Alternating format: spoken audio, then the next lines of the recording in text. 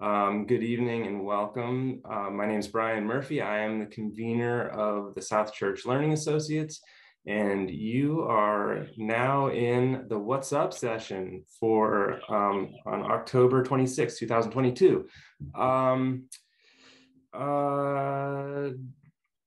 guess I just want to say, first of all, thank you all for being here. And we're here tonight to discuss the UU the Vote. And we have a couple special guests with us. First of all, Robin Schnell from the Social Justice Associates is with us. She has some experience with UU the Vote, and she's going to share that with us. Also, we have Olivia Zink from Open Democracy, and we're going to hear a little bit from her on these matters in a little bit. But we're going to start with a short video before we get into that and then open some discussion. But in our true South Church fashion, as we start everything, we'll start with the lighting of the chalice. And I will share these words while Kirsten Hunter, whom you all know, I assume, our Director of Lifespan Ministries. Thank you for being with us, Kirsten. I am going to share something, a definition of matriot. If you all are familiar with that word, that's yes, that you heard that right. Matriot, it's like patriot with an M instead of a P. And this definition is by the writer and poet Francis Payne Adler. And it is matriot, it's a noun, one who loves his or her country, one who loves and protects the people of his or her country, one who perceives national defense as health, education, and shelter for all people in his or her country and the world. So thank you everybody again for being here. Welcome. And Kirsten, do you want to roll the short video, please? Thanks, Brian.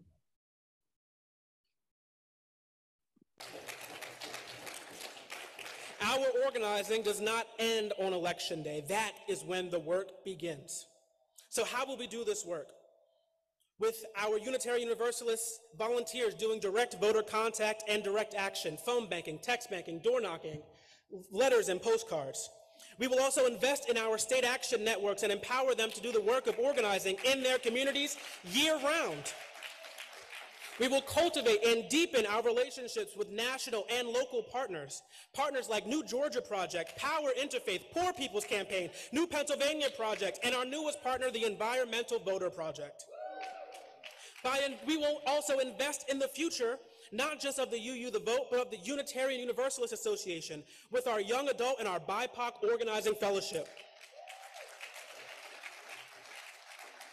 We not only have an opportunity, but a responsibility to do all that we can to protect our democracy and invest in our communities. To do that, our organizing can't be transactional, but transformational. It cannot be faithless, but faithful. It cannot be partisan, but prophetic. It cannot be hopeless, but hopeful. It cannot be pessimistic, but optimistic. It cannot be exclusive, but it must be inclusive. It cannot be fearful, but it must be fearless. It cannot be timid, but it must be bold. It cannot be hateful, but it must be loving.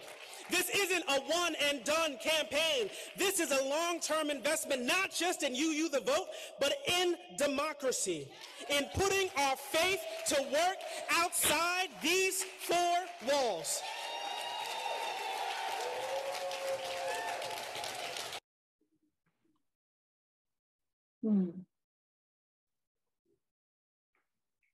Wow. Yeah. Sorry, Kira, go ahead. Okay, no, I was just gonna say, so Unitarian Universalism has, the wider UU world has really been putting some energy into how we as a faith community can be organizing and interconnecting with activists and voter engagement organizations and people who are doing the work on the ground in our communities. And UU the Vote is kind of the place that's pooling that energy and that work.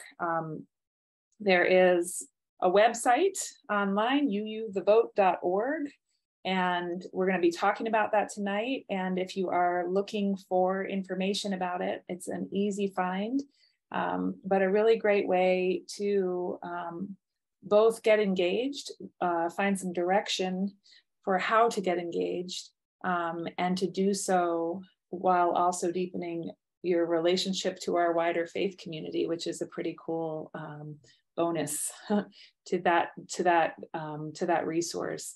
Robin Schnell is going to share some ways that she, as a social justice associate, has engaged with UU the Vote, as well as personally.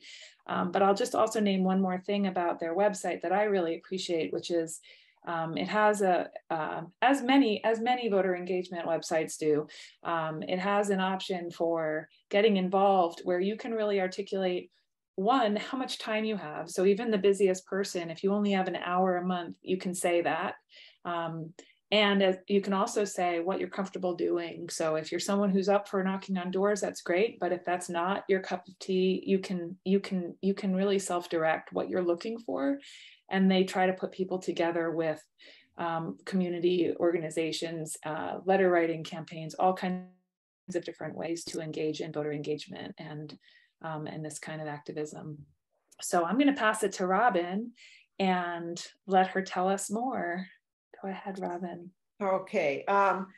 So I first looked at UU the Vote as a member of the Social Justice Associates. And this was 2 years ago, we were looking for something to do to get out the vote. And so the first thing I did was they had a tool for how to set up a registration campaign in your congregation, in your church. And the Social Justice Associates thought, oh, that would be great. We have a good central location. Maybe we could set a table up out in front and we can register people to vote. And they had this great checklist and forms and everything. And then we did the next step and we found out that we were not allowed to do that by the Portsmouth election commission. They have to have somebody sitting at the table, and that person was not available because they were more worried about getting people on campuses registered to vote.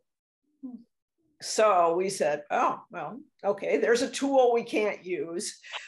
So we did do a postcard writing campaign. I think we used, we had our own postcards printed, and then you can get lists of people to send postcards to UU the Vote. So in case you're not aware, who you vote for is not public, but whether you vote is public. So those lists are available by state, and they can even give, they give information about how often you vote. And I'm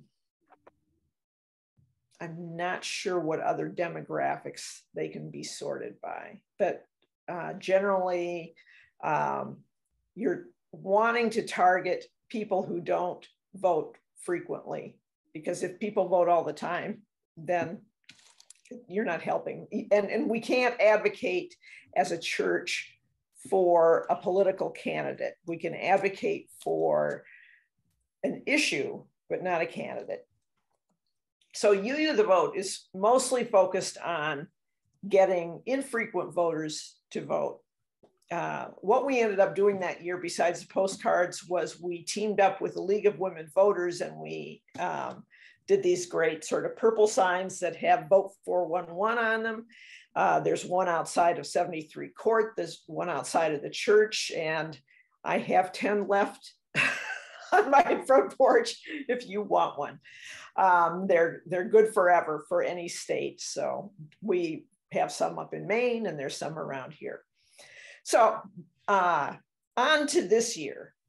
So this year, I posted some information about letter writing campaigns that I got from UU the Vote onto the families, UU families or South Church families Facebook page, and some on the social justice Facebook page, some of that information.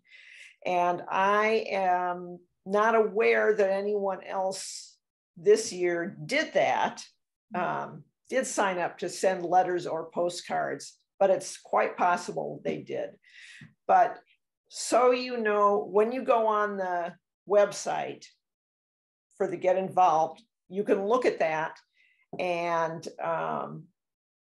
just follow the links. So what the link does is it sends you to, it connects you to Vote Forward. Vote Forward gives you lists, and you have a choice of picking 5 people or 20 people or in multiples of 20. So I chose 20, and they send you, the first thing they did was they explained what it was. You would get a letter with a hole in it where you could write your personal message. And then they asked you to write your personal message and they would check it for you. My personal message was something about some elections come down to 1 vote, so your vote counts. And the response I got back was, that's a terrible message because it scares people. That actually drives people away. They're worried that their 1 vote is going to be the wrong vote, and they will be responsible for choosing the wrong person. So they suggested that I write something about how good voting makes me feel, which was generally what I wrote. I can't remember my exact message, but it was just 2 sentences. And then you write that by hand in the little space, and you write the person's name, and then you sign it with your first name and your initial. And then they gave me 20 addresses, and I printed out the letters and provided the envelopes and the stamps. And here's my stack of 20, and everyone in the country is going to mail these on October 29th. Great. So this is chosen by state. So it's most effective if you're writing to people in your own state. So at the time that I did this, there were only, I think, 192 people left that had not been chosen for people to write letters to, out of about 4,000 infrequent voters in New Hampshire that they had. Pretty small number, but we're a pretty small state. So that's what I did to UU the Vote this year on my own. One of the other things that's on the site is things that other churches have done. And the church that I belong to in Schenectady did this. That's one of their programs is that a congregation can become a good trouble congregation. And the Schenectady church was meeting inside, and they have a place where people set up, or groups set up tables. So the Social Justice Associates did a big letter writing campaign. They ordered a lot of addresses. They provided stamped envelopes, and then people just came and they picked up their pack of 20, wrote them out, stuck them in the envelopes, and brought them back and put them in a basket. So that whole big bunch would go out. So this is what, in order to become a good trouble congregation, you have to meet 4 criteria. Average 20 postcards or letters per member, or average 200, not or, and another thing is average 200 text messages per member.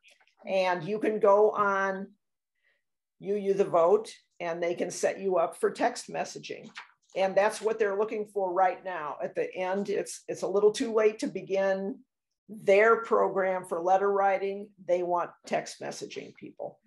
Average 20 calls per member, average 20 door knocks per member. And I did that with the Schenectady Church in the past. Reached 20% volunteer engagement. Average 2 newly registered voters per member, and at least 2 congregants are line warmers, poll workers, or poll watchers. So that's that program. And I'm sure that this will be available for the next election. We opted not to do it this time.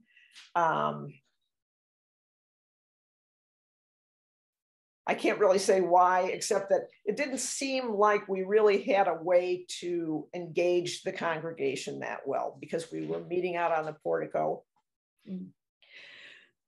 So that's what our individual congregation has done.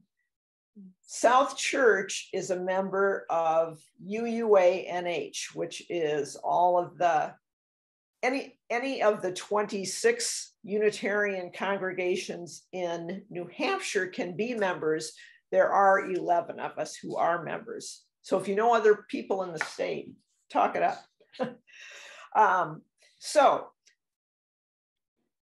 The UUANH wrote a grant in order to help get out the vote. And so that's another thing that you can do. Our grant, we got up to $8,000 to do this. Thank you.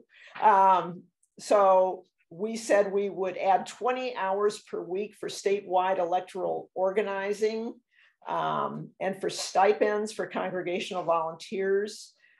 We would organize opportunities for UU volunteers to provide voter registration, outreach, get out the vote, or voter suppression training, support 6 regional gatherings that include training and voter outreach, so phone banks, canvassing, work with UU the Vote national and other state action networks to provide volunteer opportunities.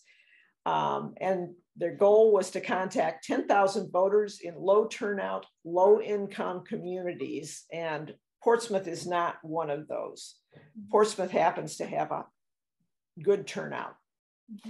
But Portsmouth, through that grant, we did an educational opportunity or educational forum at the public library about the executive council.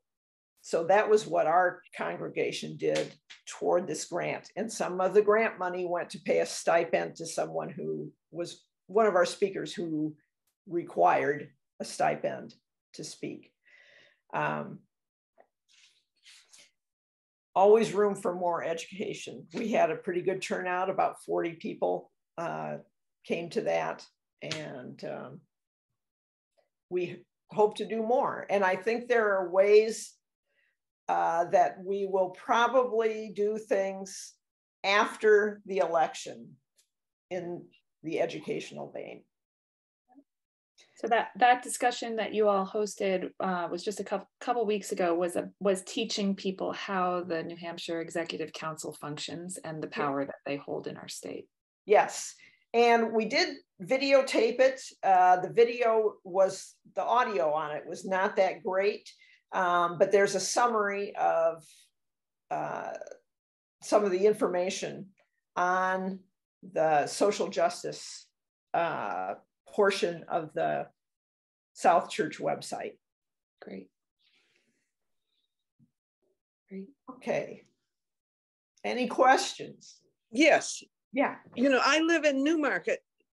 If we did activities out here, because it's not the wealth factor that is in Portsmouth, does that help with any of that, where you're doing your activities in terms of the income level of the community? Absolutely. Yeah. Because I've been part of the Newmarket Dems group for several years. I can't even remember how long now, before the pandemic. And we've got this strange loop of 108, which is really convenient. We do we did even during the pandemic, we haven't done it now, register to vote every Wednesday afternoon when our town office is open late. We just stand out there in front and encourage people to just whip in on their way home, because it's an intersection where commuters have to go one way or the other. It's kind of a forced choice. And so we get them out. So that's a possibility too. And we've been doing some visibility things along the commuter route here in town. That's wonderful. As a church, we can't partner with a political party, and right. The library could not partner with a political party either. So we had League of Women Voters as a co-sponsor to help us get the word out. Okay. But how many people came in? You know, I don't know. And I could check with Michael Cahill and see if he knows how many people registered to vote. You know, because it's hard to tell. They don't necessarily whip in right then, but it raises their awareness, and maybe they do come in another time and register to vote, because we're catching them right at commuting time and on their way home. So they may be rushing home to get dinner ready, but say, oh yeah, I need to do that. And so we wouldn't have a way to track that. Yeah. And even if they're registered, you don't have any way to track whether they vote until later. Right. That's great, Ingrid. Valerie, go ahead. Oh, you muted yourself, love. There you go. Robin, are you saying that, I was just thinking, if we had a table in the future and just put out registrations there for people who needed or weren't registered to vote, maybe somebody young, you know, just turning of age or whatever, that's not something we could do as a congregation? No. Because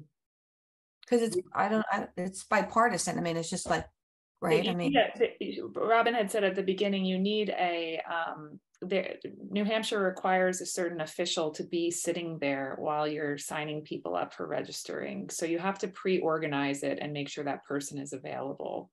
Okay. I just think in the future, that would be something great to look into. And I think we could do that. It's possible that we could do that if we could get the person to come. Another place that's good that they did it at one point, I don't know if they're going to do it again, is to encourage high school students to do something in the high school. Portsmouth High School did one, I think near graduation time last year. We had a very active young person in our Newmarket Dems, and I think she did something at the high school too. Anne, go ahead. Is the database about voting history available to the public? Yeah. Yeah. I'd love the link to that if at some point, or share it in the chat or whatever, or at a future date. Yeah, it's scary. Anyway, we had it printed at our library, and it's about that thick, and it's sat on the coffee table in the library for weeks with my address and everything on it. Yeah, so I don't have the link to it. I just go to the Vote Forward to get it. We were going to, this is kind of interesting. One of the things that UUANH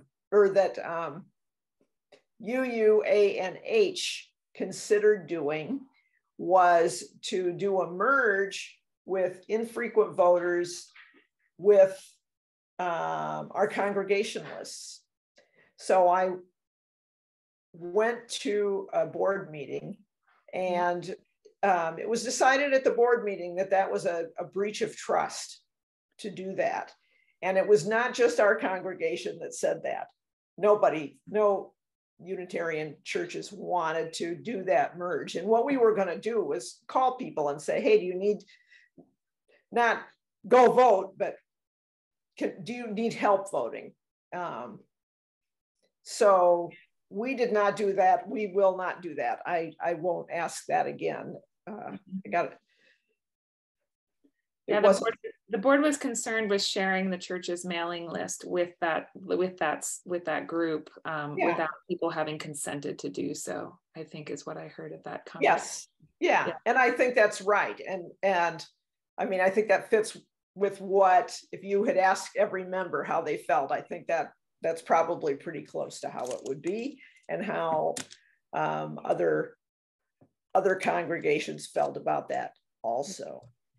So, and I suspect that our other guest who's in the room may know where you can find that list. So I'm going to cue her up and maybe she can start by pointing you in the right direction, Anne. But we are joined tonight, in addition to Robin. Thank you, Robin, for sharing all of that and for all of the work the Social Justice Associates have been doing. And I'm so excited the ways that UU the Vote is already sort of embedded in your work, because I always think that's great when we're connecting to those outside resources to make our work a little easier and more productive as a congregation. But we are also joined this evening by Olivia Zink. And Olivia, I wonder if you could introduce yourself and the organization you're here from, and yeah, not to forget about Anne's question if you happen to know where to point her. Sure. So my name is Olivia Zink, and I'm the executive director of Open Democracy. And Open Democracy is a nonpartisan, nonprofit organization that was founded by Granny D. And I actually got to meet Granny D at the South Church, in the basement of the South Church, after her walk across the country for campaign finance reform. And I saw Kathy Wolf there in the basement of the South Church when Doris spoke that night. So it just, fills my spirit to be back talking to the UU church and connecting about South Church and how we fix structural democracy. So I work in New Hampshire, and I work on kind of 3 areas. We work on campaign finance reform, making sure that everyone fair districting and ending partisan gerrymandering. And I work on ensuring that everyone has the right to vote and access to voting. And so those are the 3 areas that we work on at Open Democracy in a nonpartisan way, trying to engage a lot of different voters. So I wanted to talk about a couple of ways you can plug in the next 2 weeks.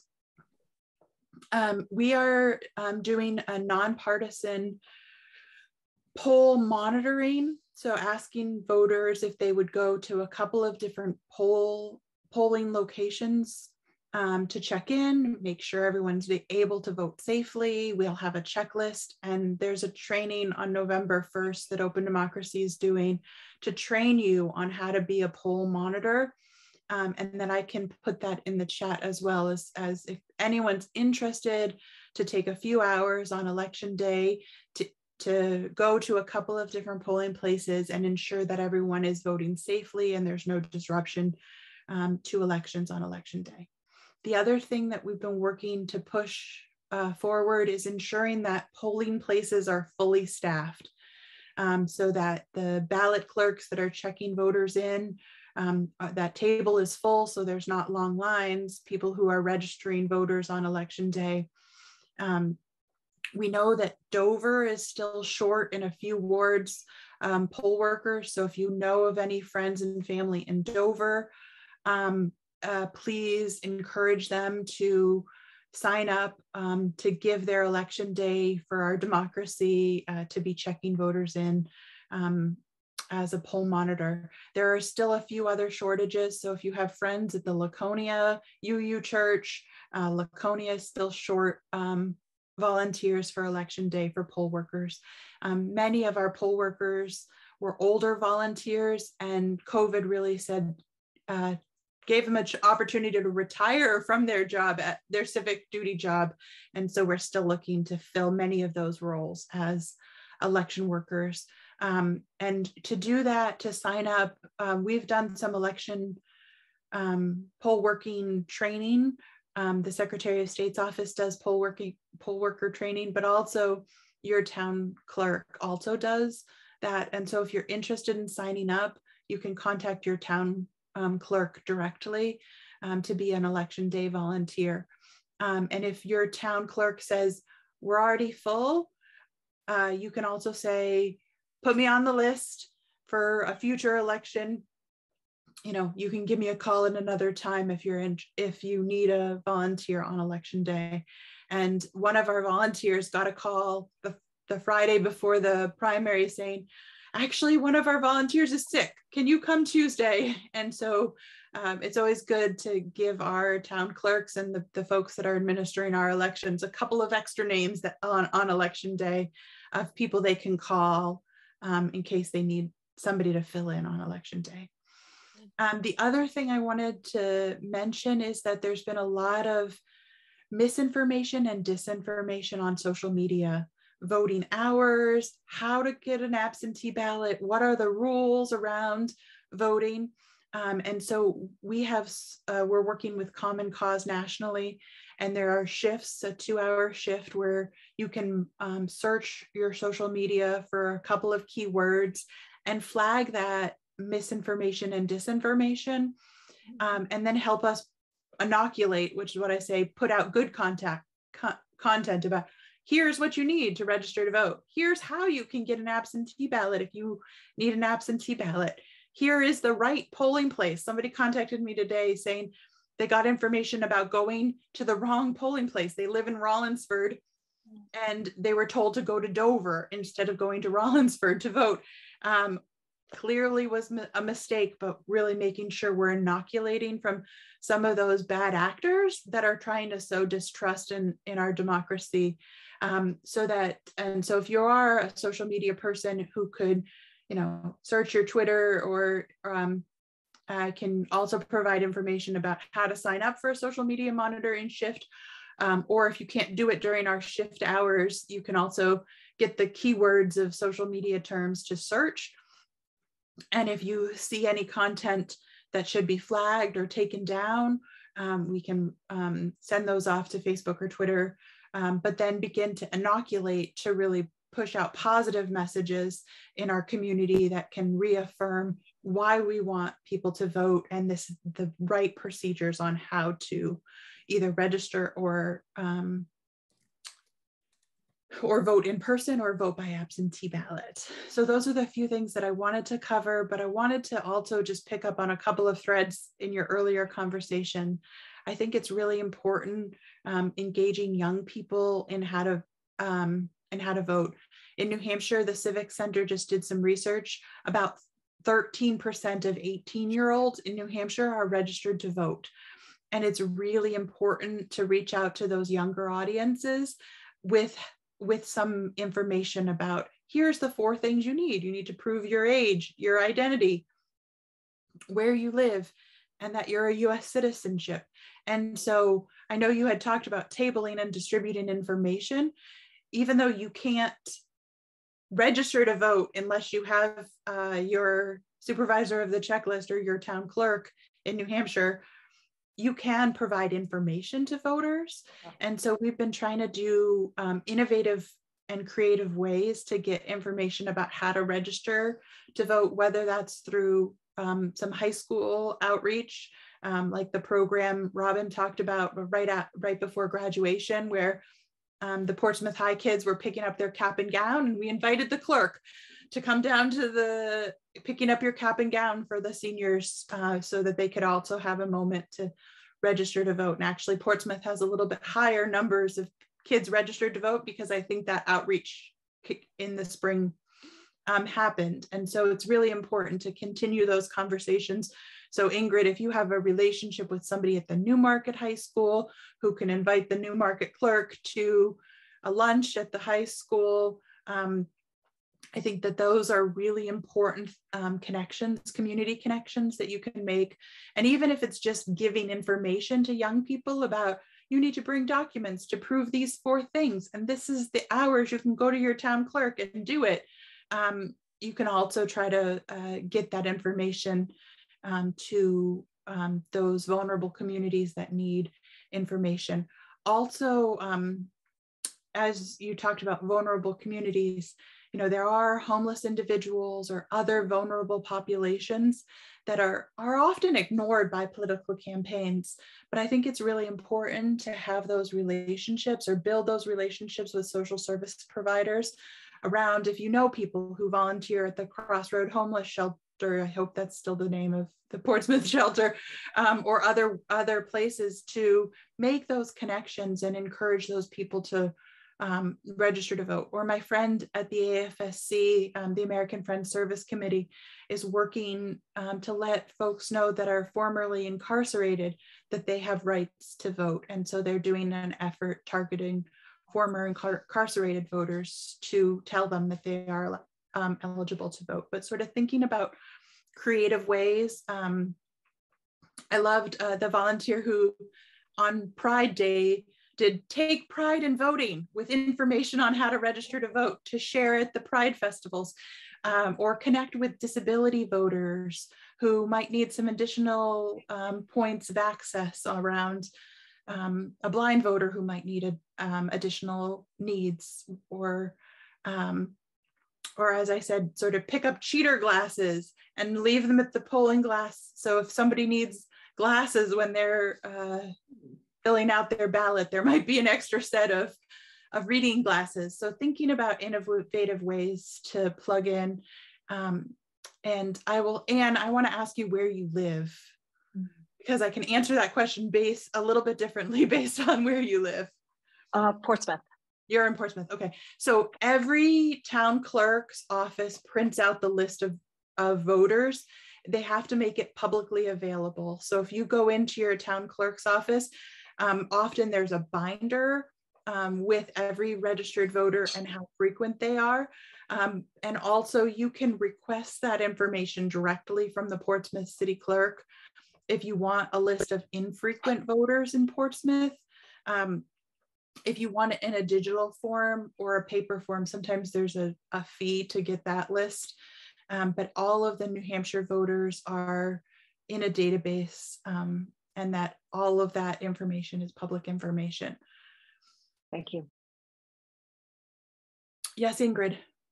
Just a couple of stray thoughts, because I have kind of a unique situation.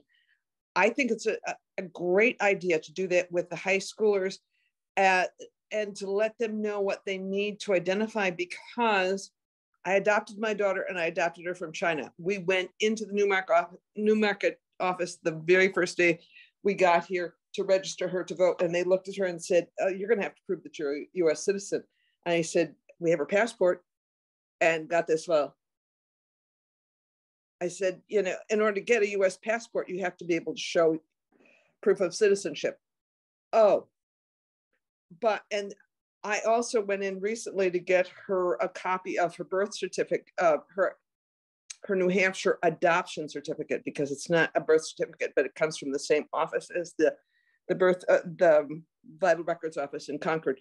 And if she had been born in New Hampshire, we could have gotten it right there at the town clerk's office. So if you give the high schoolers a little bit of lead time, I don't know how many of them would know how to track down their birth certificate if they needed to show that, if they had already pulled it out to, you know, get a driver's license or get a passport or something. So yeah, a little lead time on that gives them a chance to figure that out. Like, oh yeah, I have to go in there, and give them time to get it organized. And also to know that in New Hampshire, if you don't have your birth certificate, you could sign an affidavit to prove that. And so there is other avenues for people who don't have all of the paperwork. So if, you know, if your driver's license has your address and your age, then it proves your identity, your address, and your age, and you just have to prove your citizenship with a passport or a birth certificate. But if you don't happen to have those documents, there is you can ask for an affidavit, and it is important for people to know, that they can ask if they don't have all the documents in person. So when they sign the affidavit, how long do they have to prove that?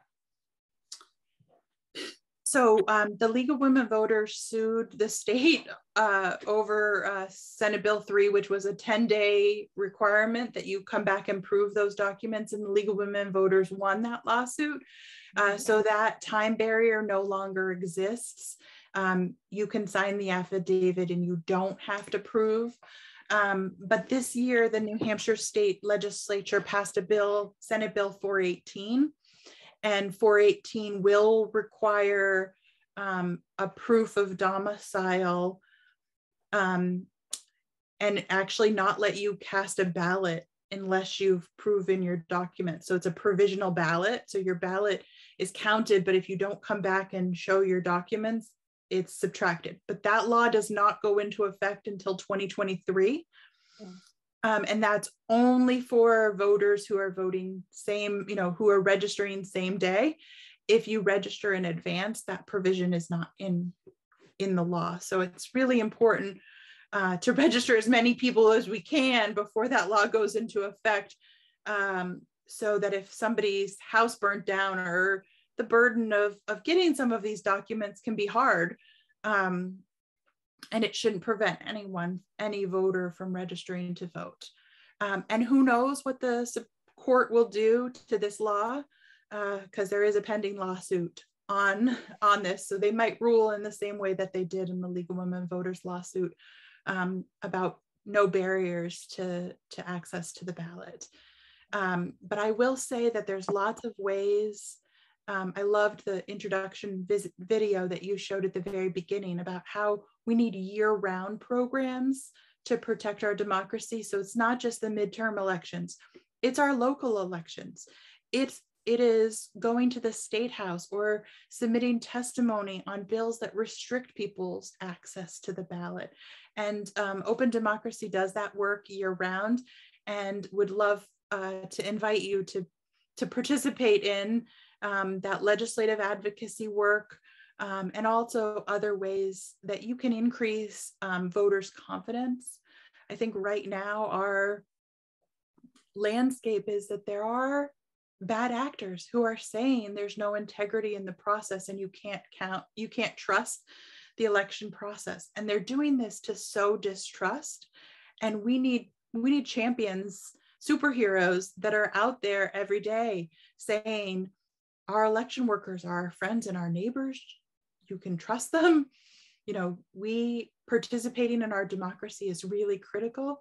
And one simple action you can take is when you go to vote on election day, thank the poll worker, thank the person who's giving their time or handing you your ballot. Make sure to go out of your way to say thank you for doing this really critical work in administering our elections.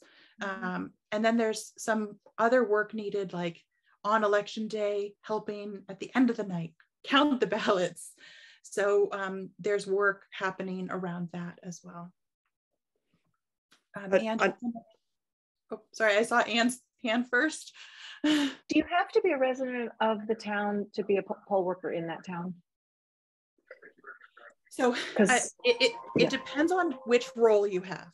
So some roles you have to be a registered voter to be. So if you're an elected supervisor of the checklist, you have to be an elected supervisor of the checklist. If you are appointed to help register people on election day, you don't have to be in that ward, or like live in that ward or in that town. So to be the official, you have to be an election worker. The other, some of the other jobs you don't have to, so it depends on the job. If you're the moderator or somebody else, you definitely have to be registered in that ward. 17-year-olds can volunteer for some roles.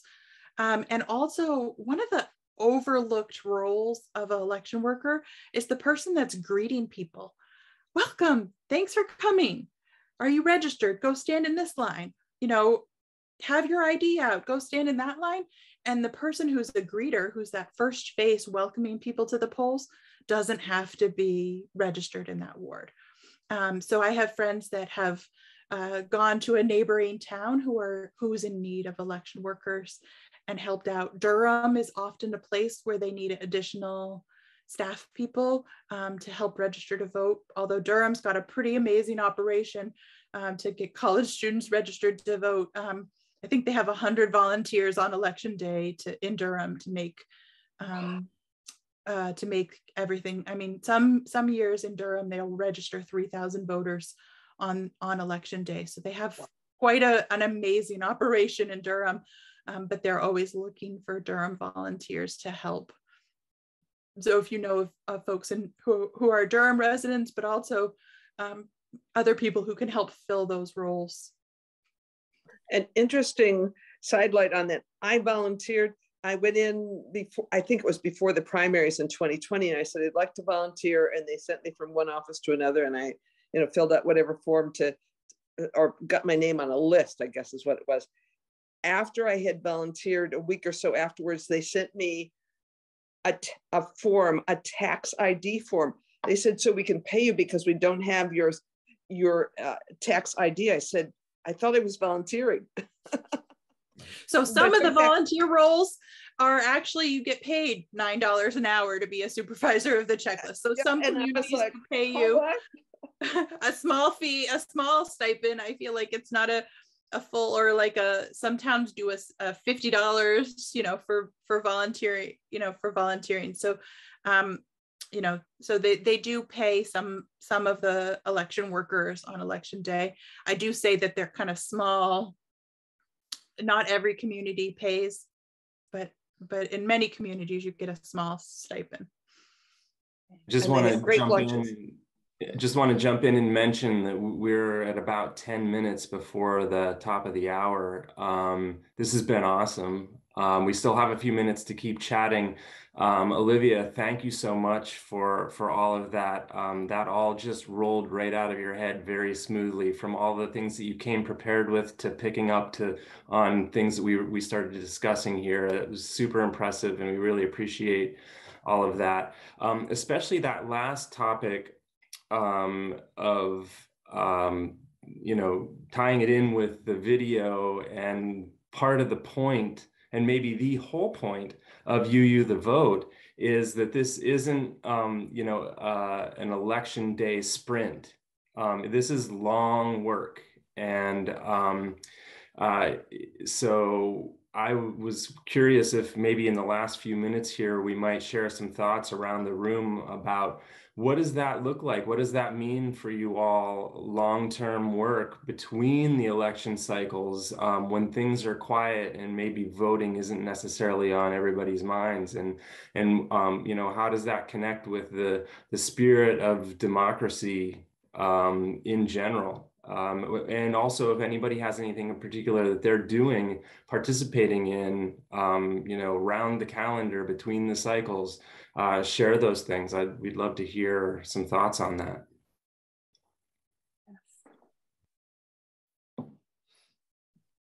Yeah, Robin. This is maybe a question for Olivia, but when I haven't volunteered at the polls in New Hampshire, but I did in New York State. And one of the things that occurred to me after all of the disinformation and questioning about what was going on, was having the experience of seeing how secure voting was in New York, with lead seals on the on the boxes of votes, and multiple people signing off on them, and nothing being out of anybody's sight. I thought, how could you ever imagine some fraud going on here? So it occurred to me that if we taught people in high school exactly what happens during elections, that would eliminate perhaps some of the crazy conspiracy theories that are out there. What do New Hampshire students learn in high school about voting? So in New Hampshire, you're only required half-year credit of civics to graduate. So very little. I would say they learn very little about how to register to vote and how to do it, unless they have a really good high school teacher that kind of takes on a project of their own to inform them. So I think it's important to have dialogues with any high school principal, any high school teacher, to encourage those conversations in the classroom, because they're not required. There are some programs trying to get up and running to try to create a little bit more, like, so just last year there was a piece of legislation that any child with a disability get instructions on how to register to vote before leaving the school system. Oh.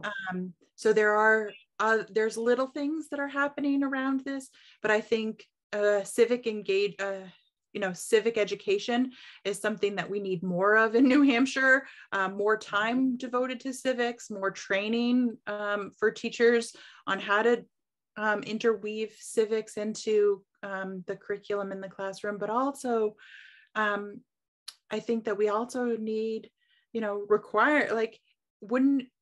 it's really sad that only 13% of New Hampshire 18-year-olds are registered to vote. Like, how do we look at that as like, what can we do in the next 4 years to ensure that high schools are inviting their town clerk to lunch to register voters in the spring and in the fall? And how do we celebrate participating in our democracy and having registered to vote as we prepare graduates to become members of our community? Registering to vote is a basic foundation, and to sort of really start a conversation in a deeper way around that. But there's also a great New Hampshire coalition called the New Hampshire Civics Institute, and there's a partnership with educators and with school administrators and advocates like us.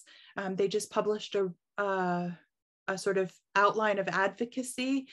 So if you really want to plug into some really amazing work to promote more civic learning, then I would suggest the New Hampshire Civic Institute is a great place to do that. And those of you in Maine, there's probably a similar coalition, and I can connect you with Anna at Democracy Maine, which is kind of a organization like us who are doing that kind of work. So for those of you in Maine, but Maine is way ahead of New Hampshire on a lot more robust, ranked choice voting, public funding of elections. Maine is much further ahead of New Hampshire in a lot of reforms and in a lot of ways in the conversation. But I think we collectively can catch up to Maine and pass some of those important reforms too. Yeah. Awesome. Can I share? I really appreciate this forum, and I love the film. And for me, I'm one of these people that work really hard during the campaign process, and then notice that there's this burnout and defeat if things don't turn out quite like we want. And I think we're close, we're in that place. And I love having that wider view of long-term. And I definitely would love in my community, which is Rye and Portsmouth and the neighboring towns, to take on higher, making the percentage of youth, supporting them with voting and getting those numbers high, because they are the promise of tomorrow. They are our leaders in the future. So I really appreciate this. I have a little optimistic, view, regardless of what happens in this election. I have something more than just what's going to happen. This is widening that whole thing. So thank you. And Portsmouth clerk showed up for the Portsmouth students, but we couldn't get the Rye clerk to show up for the Rye high school students. So I'm a poll worker now for Rye. I used to be in Portsmouth, but I think there we go. Now we can make that happen for the Rye. Yeah, I'm a ballot clerk and I know him now, so I'm going to build relationship, and definitely I've been inspired by this. So thank you. Thank you. And can we hand out just the the form so that people can take it home with them and then go into the clerk? Can't even do that. No, that's against the law in New Hampshire. But we are working to change the law. So actually working with Republican Senator Gray on creating an online form where people can fill out their voter information in an online portal and upload their driver's license, so the clerk can do that. So there's been a legislative effort to try to change some of those rules around it, but currently you can't even hand out the form. We have been working with the Secretary of State's office on language access to make sure there's information. So this year is the first year we'll have Spanish, French, and Chinese information on how to register to vote. But I know the Seacoast has a robust Indonesian community. And so language access is another way where we can sort of think about, you know, how do we expand how to register to vote to other new voters. And every year, Portsmouth has this huge ceremony on the 4th of July with every new citizen, right? How cool would it be for UU people to congratulate them for being citizens and invite them to register to vote with documents? Like, you know, that would be a great way to spend 4th of July in I think it's 4th of July in Portsmouth. It is. Natural. It is. I went this year. And I just want to say, if anyone has never been to that, go. It is one of the most amazing experiences in Portsmouth. Absolutely. Yeah. It's at Strawberry Bank. Mm-hmm. Is there any chance for motor voter registration? Because we just moved here and I was like astonished that you couldn't register to vote through when you're getting your driver's license. Any chance of that in New Hampshire? So I will say that that's been an uphill battle in New Hampshire. We have tried. Senator Melanie LeVake introduced a piece of legislation to create an automatic voter registration system a couple of years ago, and was met with huge opposition and a $6 million price tag, which is not going to cost $6 million, but they sort of just put a bunch of barriers. And New Hampshire currently has an exemption to the Help America Vote Act because we have same-day registration. So there's been a fair amount of opposition to doing that, but so many other states have automatic voter registration, and it just makes sense. You get your driver's license, you can register to vote. And it's not going to cost $6 million because we do not need millions more DMV workers. I think the DMV just wanted more staff, and we're using this as a vehicle to try to create more staff. But that's just my take on a crazy fiscal note on that piece of legislation. But I am hopeful that we can keep bringing these conversations to Concord, and share stories about I moved to New Hampshire and wouldn't, you know, so creating those story banks. I love having those stories so that we can have those conversations with legislators and create more champions of legislators who are willing to fight for policies that just make sense. Like, come on, we need our government to work for us. Yeah, here. Yeah. All right, we are running out of time, but I want to give everybody a chance to just share something that you're going to do in the next 2 weeks, or some goal you're going to set for yourself, or for a hope for our congregation in the coming year. If we just do that as a closing activity for everybody who's here with us tonight. And remember, small and large, so don't be overwhelmed like I'm expecting you to make some big pledge. You can just say, I'm going to vote, but something that is like engaging in this process and living our values in this way as a closing inspiration for one another. Anyone who wants to start can go ahead. I'm going to vote before I get my crown replacement done. Awesome, Ingrid. I don't think I'll have any problem getting my daughters to vote when they are of age, but I'm going to keep reminding them to go and talk to their friends and make sure their friends are headed in that direction. They've each got a few years yet, but it's never too early to start, and they come to the polls with us. So I'm going to keep working in that direction. I think I'm going to go find out how we could get a town clerk at Nashua High, the two of them, when they pick up their caps and gowns. I think that makes so much sense. Awesome, Barbara. Well, I'm in Maine, and I think I may call the Kittery clerk tomorrow or go by and say, do you need any more poll workers? And that aside, that idea of getting to the high school somehow, I don't know about in the excitement of graduation, if that's the best time to, to hit up 18-year-olds to register, but sometime in a senior year. That makes a lot of sense. So just ask the clerk if she knows if anything like that's done at Trade. And I think I might check out Democracy Maine at some point. And I'm canvassing for the Dems a couple of days next week. So. I may see about poll working, see if there are opportunities available. Because I go up to Alton also, so we might see what's up there or around here. I'm going to either find or make a thank a poll worker meme for Facebook to share. I might have one. You can email me. Oh, okay. I will do that. I'm signed up for Get Out the Vote on the first weekend in November. Hey, everybody. It might be a little bit too much background noise where I am. I've just been listening with Sheila and then switched over, but I want to echo what Olivia said about civics education in high school.